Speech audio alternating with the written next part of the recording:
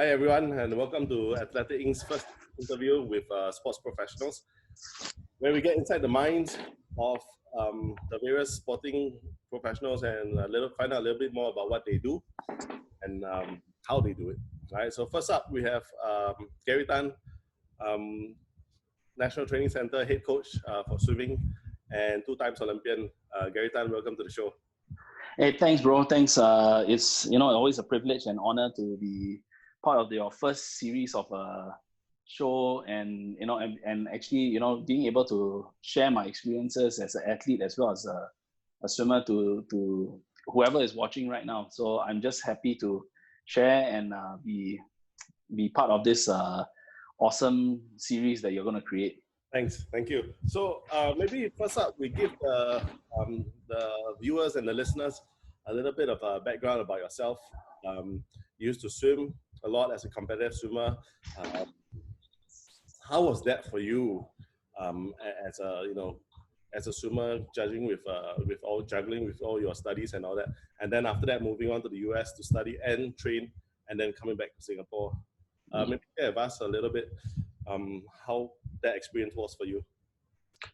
I think overall, as a really young kid, I was very privileged to be in a swimming family. Both my brothers swam. My dad was a typical swimming parent who was always very enthusiastic about his son swimming, and I guess he learned through the experiences of working with two older brothers, and eventually on the third one, which is me. It's like a third time lucky, third time's a charm, So I managed to actually get through quite well in the whole process of actually being in the swimming, my swimming career. And he realized that actually at a really young age that I had a really strong passion and interest in the sport. So I think for me, it really derived from passion and interest. And I was very happy to be able to just be able to live my dreams of becoming an Olympian, and also be able to pursue an education and get a degree, and eventually do my dream job, and which is actually right now coaching. So at actually a really young age, I started to have an interest as well in coaching. So to summarize everything up into one big summarize everything is swimming has been a very integral part of my life. I went through so much experiences. There's too many experiences to say, mostly happy ones with friends, my experiences on the trips, being able to compete for Singapore, and eventually, representing Singapore on the highest level.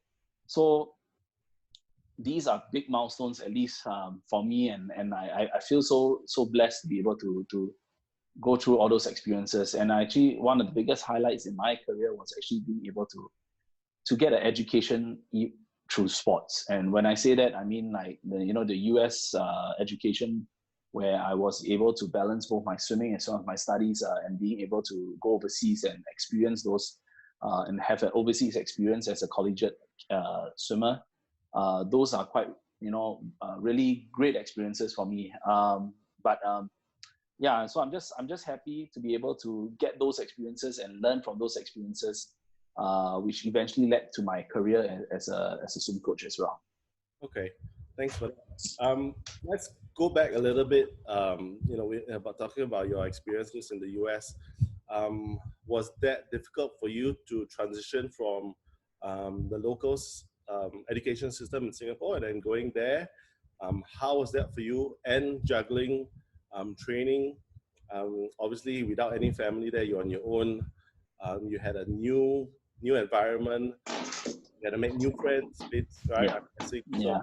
how was all that? How difficult was that for you? Definitely a lot of difficulties initially at the starting point. I know I was there alone. Maybe I had one or two friends, familiar faces who were friends of mine in Singapore that came, that were already there. So I was quite happy transitioning, but I wanted to have that whole experience of being able to make new friends as well. I didn't want to, I'm always the sort that wanted to get out of my comfort zone and be able to experience things and try new things as well. So trying new things would mean like actually making new friends in a totally alienated environment where I've never been before. I've never been to Utah where I studied, and I never had those experiences of knowing what Utah was. And I was just having those experiences was something that developed me in terms of as a person. And I was just happy to be able to experience that in itself. But talking about the swimming as well as studies, I think I managed to strike a good balance. But most of the time, I actually more. If you ask my teammates, Terrence as well as Mark, they would say that I would very much prefer to actually be in the pool rather than in the classroom. Reason I say that is, like I will get notes from Mark. I remember his history class where I just took notes from him and I didn't care about anything else. I didn't want to go to class and everything. So I'm just saying this is not a good example, but my heart was definitely more for swimming, and my passion was definitely more for swimming than anything else. And but US gave me the platform to do both. Would I say that I got most out of it from the swimming angle of it? Maybe not so much. I think it was also because there are a lot of things that I needed to understand about collegiate program. It's not a model that actually it's dependent on individual, and it fit some folks, it didn't fit some folks, but you got a lot of it has to be self-motivated and a lot of intrinsic motivation. So my advice, even for anyone who plans to go to the US, you have to have a lot of motivation to train. In my first year, I struggled a bit. The second year, I started to get better, and then the third year, I got better. But then on the fourth year, it kind of like went on a downtrend again. So you go through all these ups and downs, but you learn to deal with it one step at a time. Yeah, that was going to be my next question. Basically, I was going to ask to anyone out there, would you still recommend if say, for example, one of your swimmers came up to you and said, Coach, I want to go to the US to study and swim. Would you still recommend that now, or would you have a different perspective now? I think I have a different perspective now, not because we have a national training center, but I think we have all the capabilities and even better, somewhat better support system here in Singapore right now. We have a lot of enough support to be able to give an athlete an experience here that is somewhat equivalent to the collegiate system as well. But that said, if an individual still decides to go overseas, I think it's important for them to find themselves and to understand what they need. Certain programs provide certain capabilities of training as well. And, I wouldn't say that every training center or any model of or type of or coach would fit everybody. There's no one model fits all. I think that's where you need to do your homework and do a bit of research on the types of program that you wish to do in terms of training. If you're going there specifically for a collegiate scholarship as well as an academic academic pathway. So you need to find a program that fits you holistically, not just as one type of mold of just because they gave you a scholarship, you decide to go there. Yes, maybe some people may need it monetarily, but at the same time, I would highly encourage you guys, people who intend to go overseas, to research about the program, find if that program actually fits you and that type of coach that fits your program as well. Right. Yeah. Okay. Very good advice. So for anyone out there who's listening in or watching this and planning to go to the US to train and swim, I think this is really good advice from Coach Gary. Thanks. You. Yeah. Let's move on a little bit now. Maybe share a little bit about your experience. You swam 2 Olympics. I believe you were in Sydney and the next one in Athens. Yeah. Not everyone has that ability and chance to represent your country at the Olympics. Give us a little bit of insight about how it was, what it was like over there. How did you feel before your races? Yeah. And after your races, basically. Just share with us a little bit more. I think the 2000 Olympics was a really good experience for me. I think I learned a lot from that. And we went in there, being very green on the big international scene, at least I realized these were things that like you needed to understand how to perform at the highest level in the biggest environment.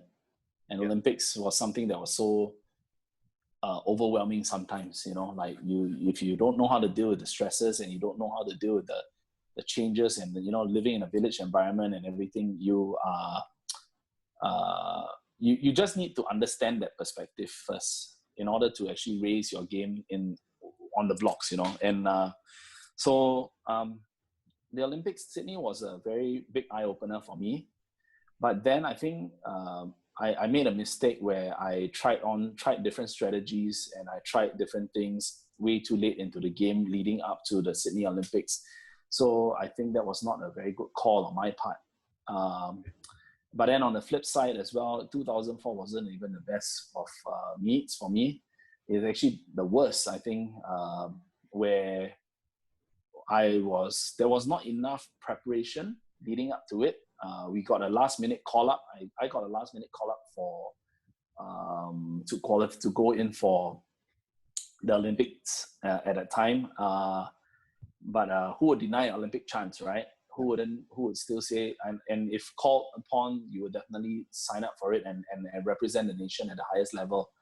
But that said, I think what we learned a lot from that as a team, even in Singapore, from that experience was, where we needed to make strict selection criteria for the future. And I think that gave me a lot more insight as to how, if I had to run a national program and now I had to lead a team, how I would learn from those experiences that were not as pleasant as I thought it would have been, and be able to translate it into better selection processes, better preparation phases, which I think Singapore swimming has changed tremendously over this period of time. With the assistance of well thought out committee members, well structured high performance team led by Sonia Porter as well as Stefan Whitmer, and previously under Sergio Lopez, and where all three of us are working towards something that actually allows us to come up with a much better framework of how we want our athletes to be prepared for the Olympics as well. And Olympics is such a big thing, and we need to make sure that whenever there's opportunity to represent Singapore on the highest level, we are well prepared and ready to go, and we don't take any chances. Absolutely agree with you. Good, nice, good to hear that things are moving in the right direction for Singapore swimming. We've seen a lot of success in the recent years, and we're hoping that it follows through in the US. A little bit of sidetrack. Now we're gonna, after the Olympics and your career, if I remember correctly, you actually moved into the banks. You started working with the banks. I think doing a bit of trading, I believe. What made you transition? Because earlier on in the show, you said that you always knew that you wanted to coach. You were very passionate about coaching. Yeah. How did you move into a different world altogether? And then how long, that took you a few years to realize that actually, what you wanted to do was, and then you came back out into the sporting world. So how was that for you, and why the sudden change in mindsets? Carl, I think we all as athletes, we want to step out our comfort zone. So when I first finished my swimming career, I was ready to work in the banks. Reason was that I felt like I needed to try something a bit more corporate-like, give myself a bit of structure and understanding of what structure means. I think I honestly, I was quite blessed to be able to work in one of the best companies in the world, best banks in my opinion. At that point in time was Citibank.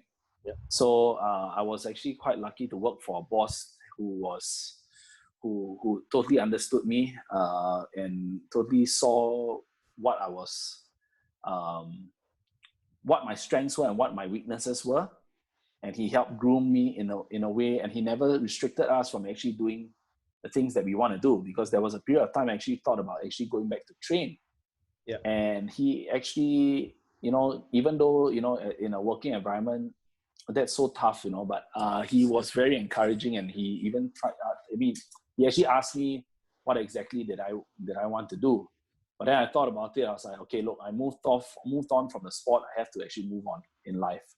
Yeah. And that was when I started actually reflecting a bit as to whether this was something that I wanted to see in the long run, and traced me back to where my roots were. And I asked myself reflective questions when I was working in the bank, whether sports was still in my heart, and I could sense that there was sports was still in my DNA and my love and my passion. So that's where I actually went back to decided that, okay, I think I've had enough of, after spending about 2 years or 3 years in the bank, 2.5 years, and then I went back to actually decided to go into coaching, and I felt that was kind of like calling rather than actually more of a career transition. So that was always been in my sight. Coaching was always in my sight, but I never really dared venture into, because a lot of people would say coaching. I had people coming up to me and asking me, is coaching like your part-time job, or are you just coaching because you volunteer? I was like, and I looked at them and I was like, no, coaching is actually a career, and I mean it's actually a vocation, but it's actually a legitimate career. And you have weird stares by Singaporeans. A lot of Singaporeans actually look at you like, huh? So, but I think the times have changed, and actually people regard this as actually a career, and but you still have a lot of people asking you about careers in high performance, where they think, oh, do you need to get in the water with your swimmer? I was like, it's quite different, because our game is a bit differently played as well, compared to like a learn to swim coach as well. So but I don't expect people to understand. I mean, they don't have any interest. But back to this thing about sports, sorry I deviated a bit, but back to this interest of moving from the banks into sports was just like, it's just like clockwork. It's like you have to go through a phase where you go in and you see, is this your cup of tea? Is this what you really want to do? Yeah. You reflect upon it. If it's something that you're not, that you feel that it's not for you long term, that's where you start moving on and change your direction in life. And that's what people have to come to the realization. If it's something that doesn't fit you, make that call quick and be reflective of it, and actually just move forward. Okay, so it wasn't difficult for you to transition into being a coach? No, not at all. Not at all. The back of your mind the whole time, right? It was in the back of my mind the whole time, but I think we just need to recognize that, and not fight sometimes what your burning desire is truly, what your burning desire is truly is lah. Agree. Okay, I'm glad that you have actually chosen that path.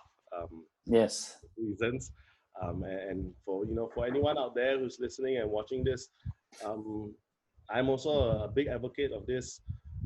Do not follow what other people say is you should do, or what is good for you.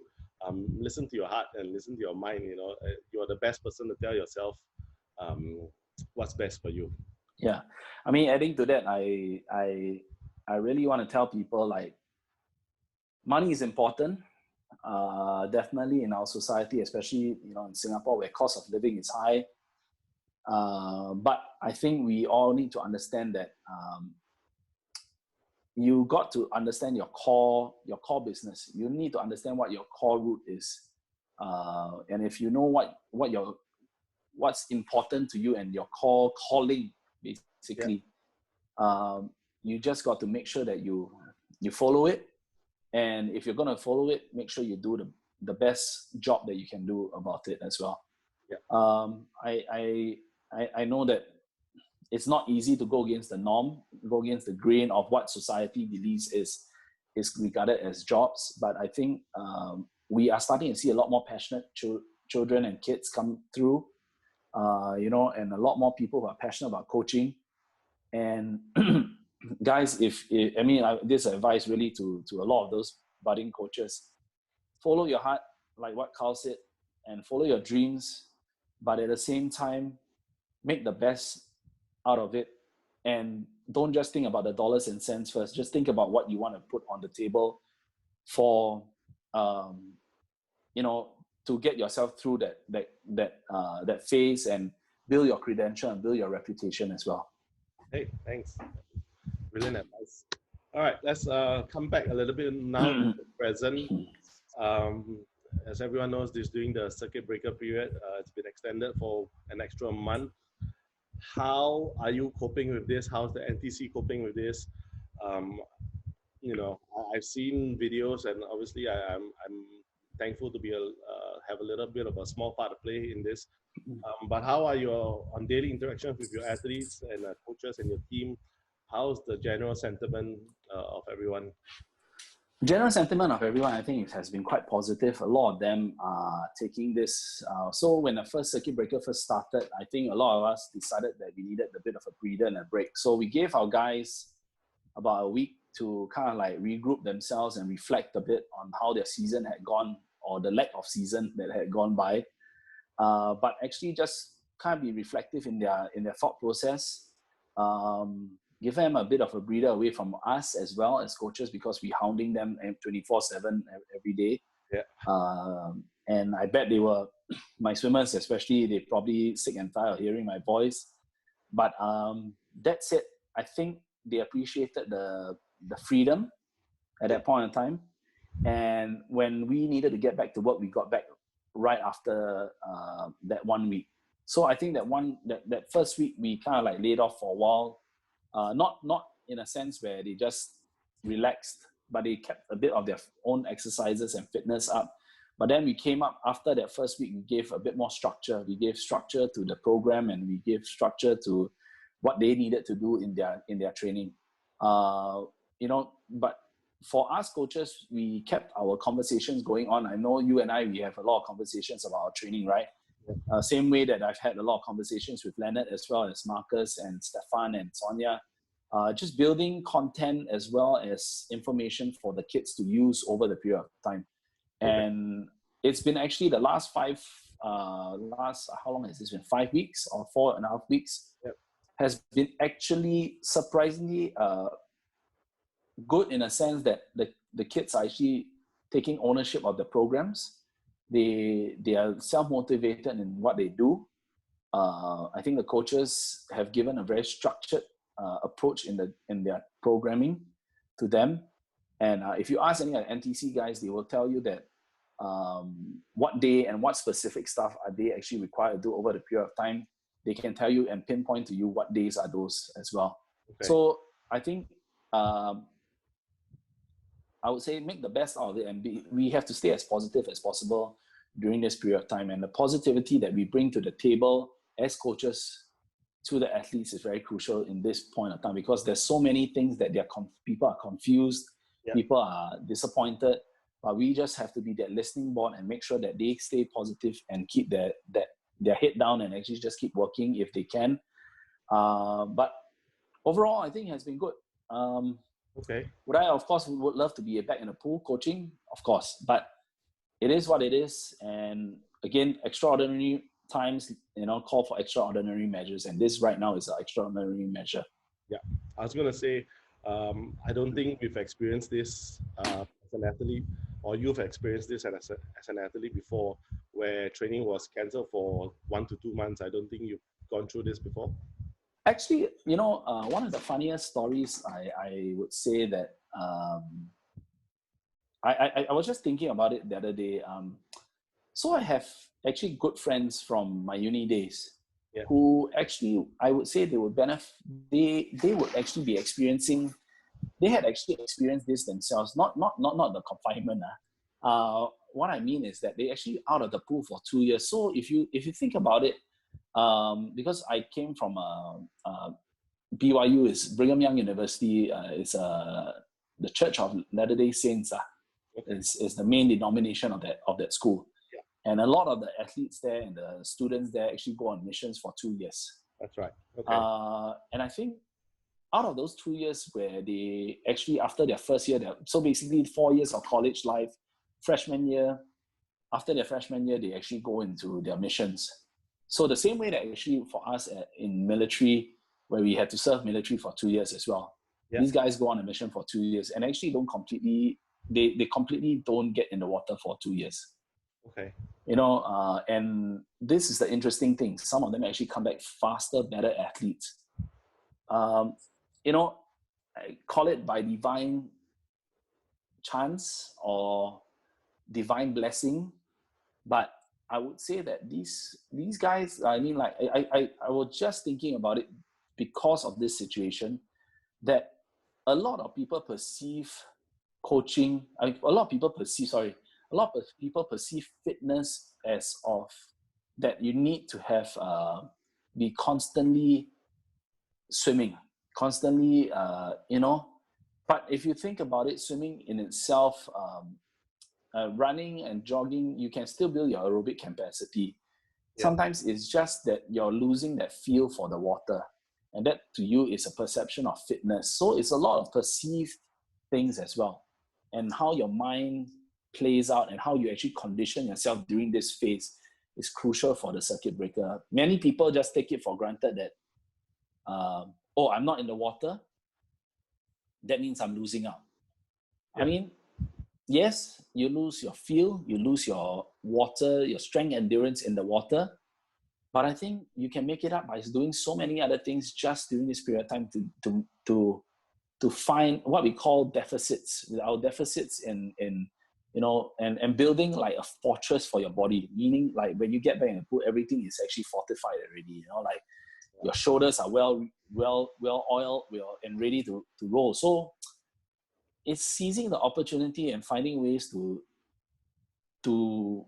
work on other things, and then and working on other things to get you ready for the new season. Yeah. Basically looking at the positives, right? You're always positive.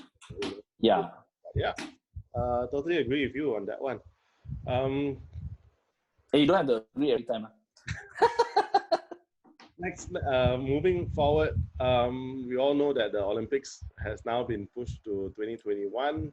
There is some talk already that it might not even happen. We're not sure, but just from a standpoint, if it were to happen in 2021, would we be seeing more of our Singapore swimmers qualifying for the Olympics? Do you think there'll be more of them, or what's your thought? I mean, for the hope of Singapore swimming, we hope that definitely we have more swimmers coming through to make the Olympics. And that's definitely always on the horizon for us. We always aim for more qualifiers. And definitely the Olympics, the pushback for the Olympics has benefited some people. But at the same time, also I can understand how some athletes feel who are ready to race and ready to go as well. So we just need to, again, like you said, look at it from another perspective and be very positive leading up to the new 2021 Olympics. Whether it happens or not, again, it's totally up in the air, but we just got to have a common goal in mind, and that common goal is how do we get ourselves to swim faster and let everything else just happen. If it doesn't happen, it doesn't happen. But that's the chances that we take as human beings as well. That's the chances that we need to realize. I think this is advice I want to give to a lot of the younger swimmers, is that you don't always have to do things because there's an end result. I mean, there's always something to always, how would I put it? Don't just look at things from a short-term perspective. Look at it from a long-term perspective. Don't always seek the instant gratification of things. Don't always seek things that are just right. Just because I swim right now, I need to be able to perform right now. Be able to show, like, missing out on snacks, missing out on SNSC is fine at this point of time, but use this opportunity again to build a bigger base for yourself. Don't just dwell on things and say like, I missed out on showcasing my season's training and things like that. Why not use this as an opportunity to say that, yeah, I missed out on this first season. We didn't have a chance to perform, but using whatever I've worked on and then keep building. It's like building money in the bank, you just got to keep working. Yeah. And right now you have, like, let's say you got 100,000 in the bank. The next with that, and you haven't spent any of the 100,000. And then over time, you just keep building that bank account, and it gets you ready to spend it by the time you actually get to the major competition. So I think we just need to steer away from actually instant gratification of understanding like a competition has to be there to perform, but we need to look at the different things to spur us as well. Don't just not just competitions. Yeah, everything else. Okay, last one. What is the so fast? plan for Gary Tan in the next 10 years? Next 10 years, I want to see Singapore swimming really challenge, not just have one or two swimmers, just challenging the status quo of the world swimming scene. Yeah. 10 years from now, my hope is definitely to build arsenal of athletes to be able to challenge the world scene of swimming. Is that going to be a reality? I would say it can be, but we have to make sure that all parties are playing their parts as well. And that's making sure that there's a good pipeline of athletes coming through. We have been very blessed to be able to have good athletes like Joseph, Chen Wen come through the ranks and be able to reach the pinnacle of the sport and make like semi-finals and even gold medal in the Olympics. Yep. And just last year, we were really knocking on the door to make sure that we try to qualify for a few relays on the Olympics. And we are on the bubble right now for a few of the relays to make it. But with this extension of the COVID, I don't know if it is. But we got to still work towards it, And I'm glad that we are halfway there. But what my biggest worry is, honestly, is and this is a big concern for me, is we need to see more coming through. Yeah. We need to see programs developing more kids coming through and not just having just participation as well. Participation is one thing, but we just need to see more athletes working through and getting at a higher level and swimming at a higher level as well. So my wish is not only just from the swimming standpoint or the athlete standpoint, but actually it's the coaching capabilities as well. I think coaches need to humble themselves and actually hunker down, learn, experience what it means to learn from the experts around, learn from people who can provide you avenues and channels for deeper and higher learning. You've got a good resource in Singapore Swimming's Stefan Whitmer and Sonia, who are providing constant, platforms for coaching education. I think this is one big thing that we as a community need to understand and need to build upon.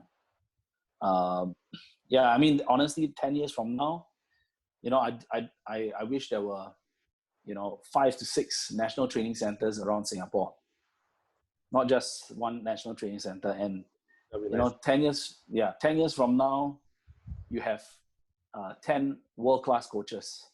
I would say that we don't have any right now, unfortunately.